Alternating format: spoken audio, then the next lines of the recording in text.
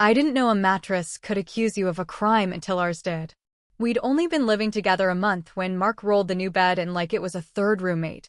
He'd researched it the way other people research islands to move to, late-night spreadsheets, Reddit threads with men who call themselves sleep engineers, a trial subscription to a newsletter written by a guy who records his dreams into Excel.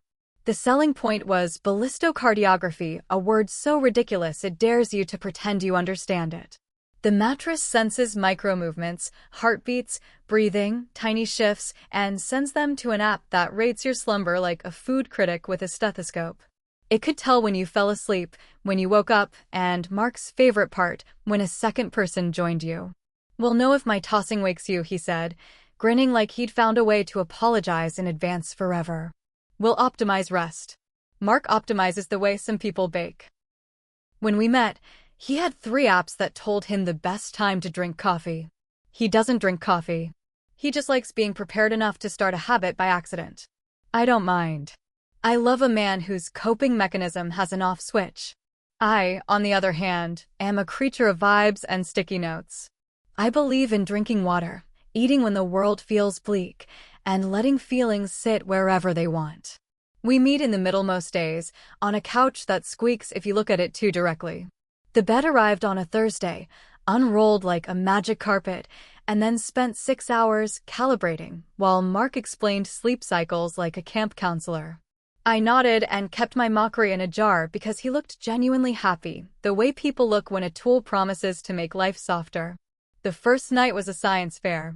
Mark whispered, "You're at 62 beats per minute," like it was poetry. The app drew a jagged little line where he turned over and my sleep supposedly hiccuped. We read the graph like fortune tellers. "Look," he said, "that's when you got up to pee at 3:14. "Yes," I said, "and the graph confirms what my bladder already knew." He laughed, tucked me in, and the bed hummed contentedly, a robot that had found purpose. 2 weeks later, he flew to a conference in Austin, leaving me the bed and a schedule for watering the plant he named Captain Fern. He texted photos of barbecue, meat the size of his head, and panels full of people who looked like they talk in graphs. I slept diagonally, luxuriating in space, where no one told my left-footed has boundary issues. The bed app, mostly ignored by me unless Mark held it up like a newborn, faithfully recorded my diagonal loneliness as a blue line that didn't wiggle much. On the 3rd night, I stayed up late reading a novel about women with knives and ate cereal for dinner because adulthood is an improv show with too few rules. I fell asleep with the lamp on and dreamed about grocery stores with no apples. At 7:03 a.m. the next morning, my phone pinged with a message from Mark that might as well have been a fire alarm. "Who slept in our bed last night?" He attached a screenshot from the app. 2 tiny stick figure icons glowed where there is usually one. The caption said, cheerfully, "Partner present 2:41 to 3:58. There is a kind of confusion so complete your body forgets how to hold a spoon. I stared at the screen and the cereal spoon tipped, and milk made a lake on my thigh. My first thought was that this was a glitch. My second was that I would never again sleep without thinking about Morse code. My third was a weird, defensive grief, the feeling you get when someone points at your house and calls it not a house. "I slept in our bed," I typed back. "Me. Your girlfriend. The other stick figure is a ghost or a weighted blanket." He replied immediately. "I'm not accusing you. I'm trying to understand the data." Trying to understand the data is a cousin of trying to understand the truth, but they are not the same thing. Data is evidence. Truth is context. Data counts footprints. Truth knows why someone ran. "What else could it be?" he asked, and I could see his brain drafting a list and crossing items off. "Cleaning lady? No. Marta comes Thursdays at noon and texts on arrival. Neighbor? No. The super is 70 and hates stairs. Cat? We do not have a cat because Captain Fern already has beef with gravity and a predator would be an escalation." "Could your friend Nia have stayed?" Mark asked. "She has the spare key. She has it for emergencies," I said. Her emergency did not happen in our bed. And still, because a part of me wanted a culprit so the world could be reasonable, I texted Nia. "Tell me you did not sleep in my bed last night." She wrote back instantly, "LMO, I wish. I slept inside a PowerPoint." "Why?" "Maybe the app is wrong," I told him. Maybe my weighted blanket registered as a person. Maybe Captain Fern fell on the mattress and the bed thinks he's a guy named Vernon. It says partner present, Mark said gently, as if the robot's grammar could indict me. All right, I said. Tonight, we do science. Nia, bless her gremlin heart, showed up with coffee and a mind like a lab. I always knew my talents would be used to debunk a mattress, she said, standing in our bedroom with a measuring tape around her neck like a tiny contractor. We ran experiments.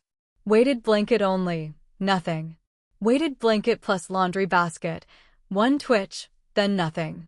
Laundry basket plus 3 hardbacks and a bag of rice, partner present for 7 minutes. We clapped like we'd taught a dog to read. There, I texted Mark, attaching screenshots. A duffel of rice, laundry, and shame now counts as a human. He sent a thumbs up, then ... bubbles that hung like storm clouds. That explains 7 minutes. It doesn't explain an hour and 17. We stared at the number. I wanted to be furious at him. I also wanted to be furious at the manufacturer for anthropomorphizing a measurement. Mostly I was tired. I got up at 2:41 and came back at 2:46, I wrote. I ate a slice of bread. I watched a guy making a bookshelf with finger joints. From 3:12 to 3:20 I scrolled and learned nothing. From 3:21 to 3:58 I fell asleep on my stomach like a traitor. That's the story. He didn't respond for a while. When he did, he said, I believe you. But my stomach feels like it doesn't. I hate that. Me too, I said, and put my phone face down the way you do when you need the world to knock before it enters. The rest of the day felt like walking into rooms and forgetting why. I watered Captain Fern. I cleaned already clean counters. At night I checked the locks 3 times, then told myself to stop acting like a Victorian novel. I slept with the app open, as if watching the little line would keep it honest. At 7:11 a.m., I woke to Mark's name lighting the screen again. It did it again. The screenshot said, bright as a kindergarten banner, partner present 3:05 to 3:18. Are you sure you're alone? He wrote. I wanted to write, yes, unless I am sleep hosting a nightly cuddle club. Instead I typed, come home if you need to. It was our truce sentence, the one we use when the fight is not with each other, but with whatever lives under the bed. He changed his flight. He didn't say to check on you or to check the app. He said, I miss you, because we are trying to be the kind of people who name the right thing. While I waited, I went to knock on our downstairs neighbor's door because sometimes the answers to lousy mysteries are shaped like stairs. Mr. Lee is a retired piano teacher who waters his stoop like the concrete is thirsty. He opens his door as if he is revealing a punchline. Morning, he said. You look like someone told you there's a pop quiz on stairwells. Strange question, I said. Do you have a cat? 3, he said. They're all named after sopranos. Why? Do they visit other apartments? He considered. Lucia visits everywhere. He leaned in conspiratorially. She is an immoral woman. Would she visit through a window? If you leave the window open to flirt, he said, yes. Back upstairs, I checked the fire escape window we keep cracked because our apartment heats like a greenhouse. There was a gray smudge on the sill. It could have been city dust. It could also have been sin. I vacuumed and left the window barely open, a narrow invitation, and sprinkled a thin line of flour across the sill because I am part detective, part baker. Mark got home at 9:40 p.m., suitcase under his eyes. He hugged me long enough for my ribcage to believe in itself again. I'm sorry, he said into my hair. I'm mad at the mattress, myself, and the part of me that was ready to believe data over you. I'm mad at that part too, I said, but softly, because we were both in the room with it and it was listening. Also, I might be cheating with a cat. Hot, he said, and exhaled a laugh that sounded like humility. We set a tidy booby trap, phone on the nightstand face down but recording, the app open, the flower line on the sill, the weighted blanket folded at the foot like a witness. We fell asleep holding hands like a couple in a painting that wants to convince you marriage is easy. At 2:53 a.m., a small sound nudged me awake. Mark's breath changed next to me. We didn't move. The little sound came again, metal lightly touching metal, and then the faintest scuffle. Our phone screen, triggered by the light sensor, glowed for a second, recording absolutely nothing but the absence of dark. The app drew its little confident line, "Partner present 254. I sat up, heart loud enough to qualify as a drum circle. Mark squeezed my hand, then inched toward the window, bare feet careful, like he was sneaking up on a deer. He flicked the lamp on. On the sill stood a cat the color of beige sweaters, eyes like stolen olives, body language that said, "I own this building and most of the surrounding sky." Flour painted her paws. She looked at us with that specific feline bewilderment that means, "I can't believe you people didn't expect me." We stared at each other. She yawned. Then, as if to demonstrate the concept of ballistocardiography, she launched herself to the bed, landed like bread dough on the mattress, turned exactly 3 circles, and collapsed into the crescent of Mark's knees with a sigh that translated to, "Long day at the office." The app, perky and stupid, drew the line longer. I laughed, but in the kind of way that comes only after relief finds a doorway. Mark put his face in the pillow and made a sound like someone losing at charades. Then he sat up and scrubbed his hands over his face. "So we were fighting," he said, "with Lucia." "Lucia?" I said. "Mr. Lee named The Sopranos," I said quickly, because I know how to summarize a downstairs neighbor when necessary. "He says she's immoral." Lucia blinked slowly, which is cat for, "I forgive your human slander." We locked the window after escorting Lucia back to the sill like a tiny dignitary. Mr. Lee, when we knocked, opened in a bathrobe that said classical radio host. Lucia trotted inside as if she were late for her own reception. "I thought she was spending nights with the gentleman on the 3rd floor," he said. "She likes to make her rounds." He looked at Mark. "You are the one with the gadgets." He lifted a finger like a conductor.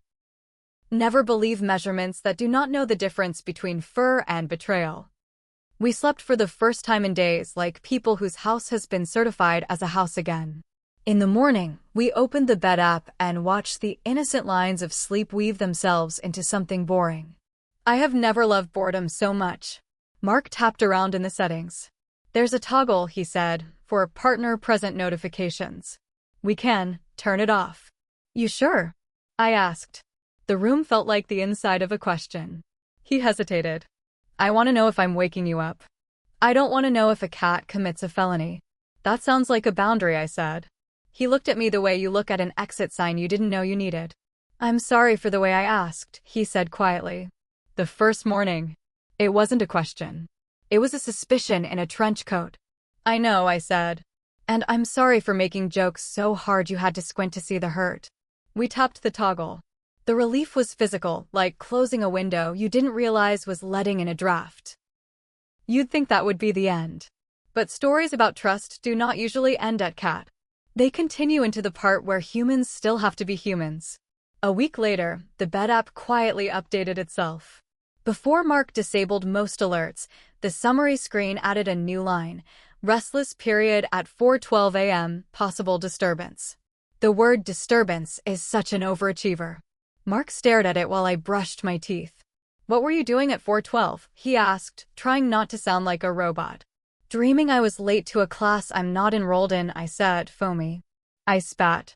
"If the bed ever finds out about my nightmares, we're moving."